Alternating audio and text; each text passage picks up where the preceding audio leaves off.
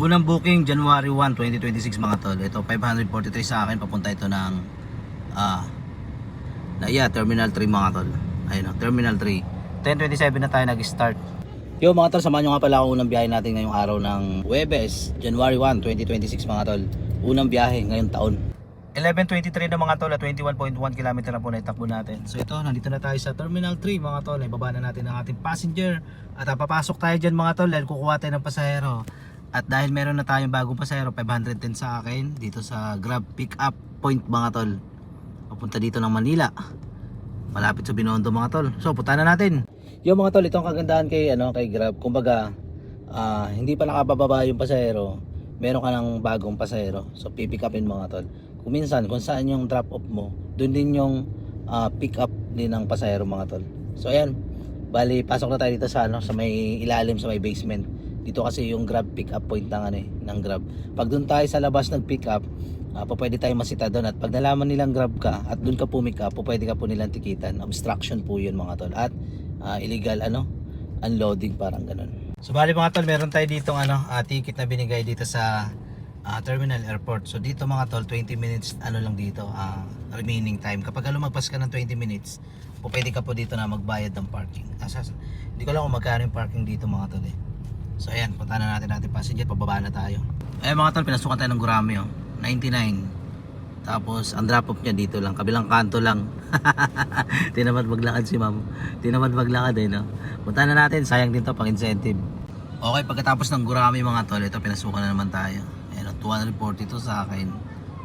Bali papunta ito ng Manila. Ayan Laloma, Manila mga tol. Punta na natin to. Daming booking dyan mga tol, pass out.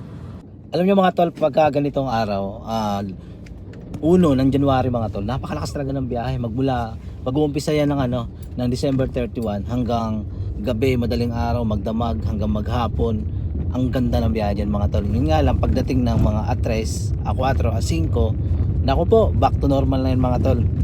Lahat ng mga tao dyan, mga nagtitipira na dahil wala na, ubos ang pera. Yung sabi nga nila, one day millionaire.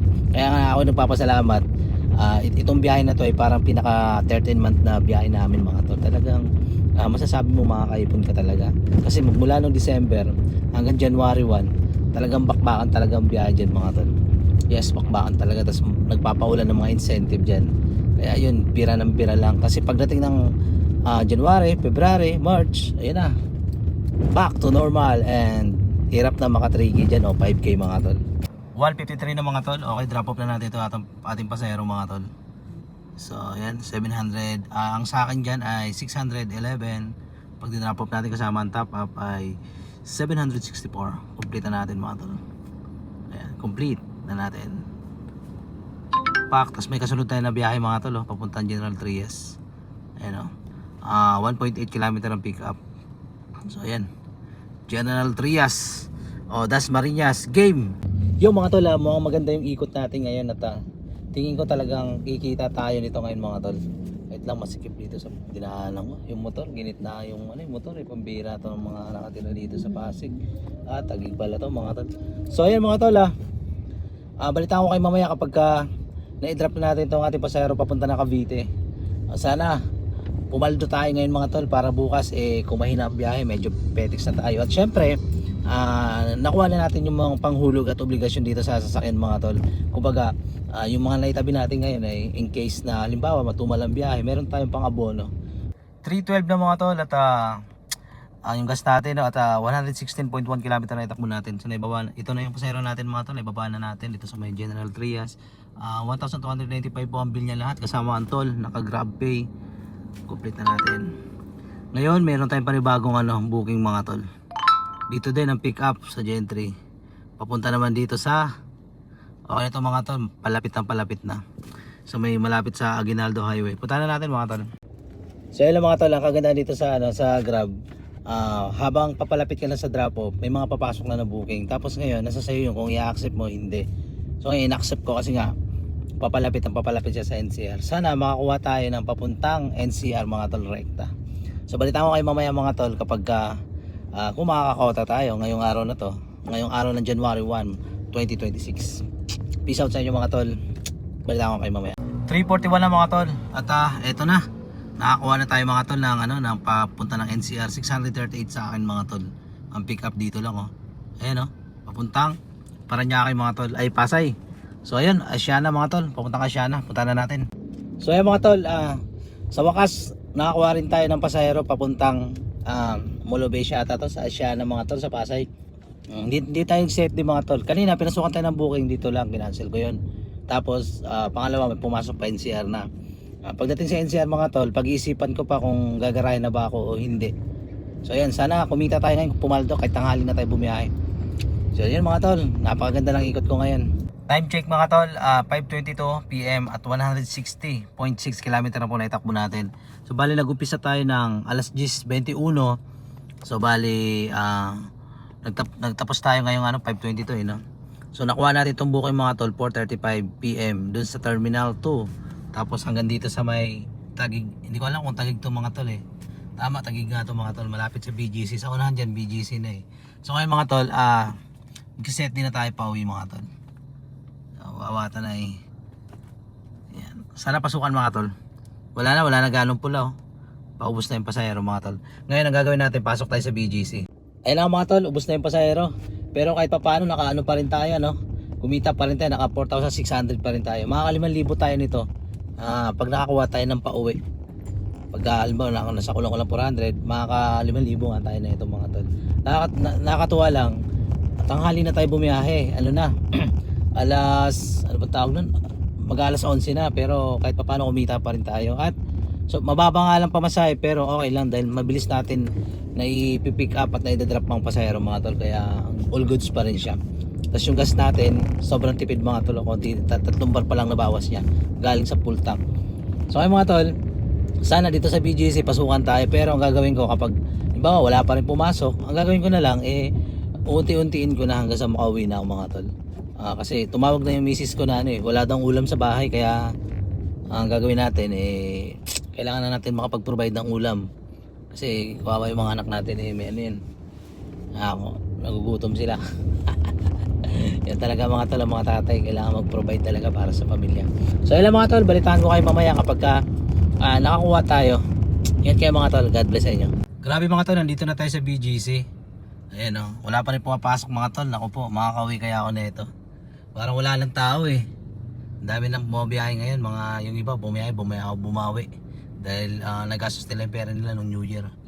So ayun mga tol, pauwi na ako. Kapag wala pa rin pumasok, mag-aantay ako ng mga ilang minuto.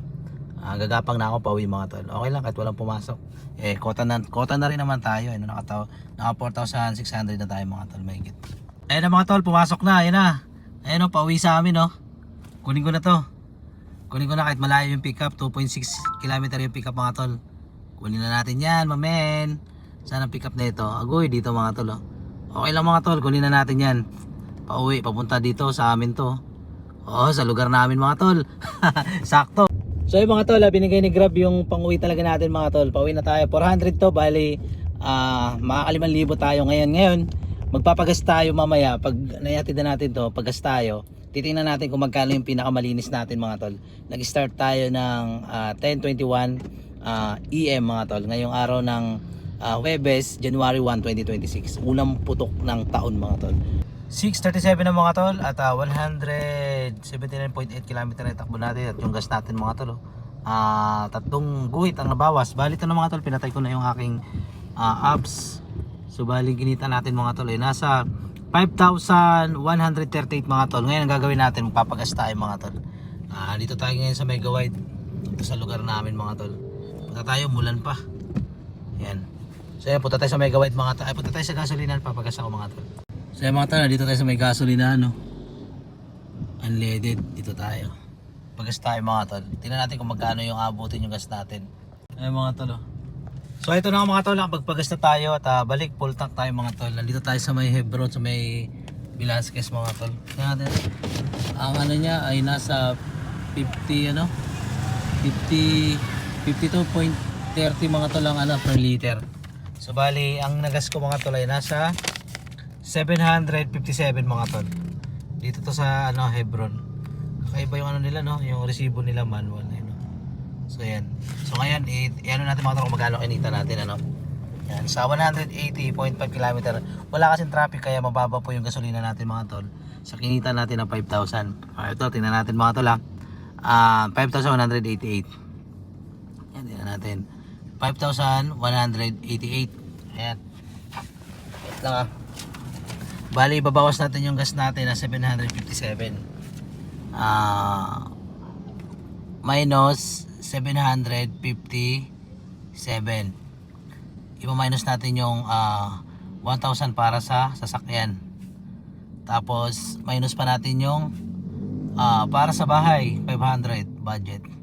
So ayun mga tol, meron tayong 2,931 mga tol. Di pa kasama ang tip dyan. So yun lang mga tol, itong kagandahan kapag walang traffic. Maganda ang biyahe, konti lang magagastos na gasolina dahil walang traffic, dire-diretso ang biyahe, smooth lang. Kaya yun, meron tayong savings na 2,931. Alam nyo mga tol, kung ganyan lagi yung savings natin, talagang aangat talaga tayo sa buhay, aasenso talaga tayo. Pero sasabihin ko lang sa inyo mga tol, hindi po araw-araw ganyan ang biyahe. Hindi naman araw-araw ganun. Minsan mapapansin nyo sa iba kong mga vlog, minsan meron 300 pesos na savings pero labas na po lahat.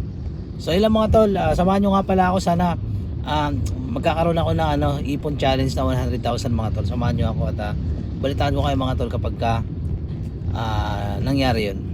So ilang mga tol, maraming salamat sa pagsama sa akin ngayong araw ng Huwebes, buwan ng January, pizza 1 ng 2026. So yung mga tol, ingat kayo palagi at God bless.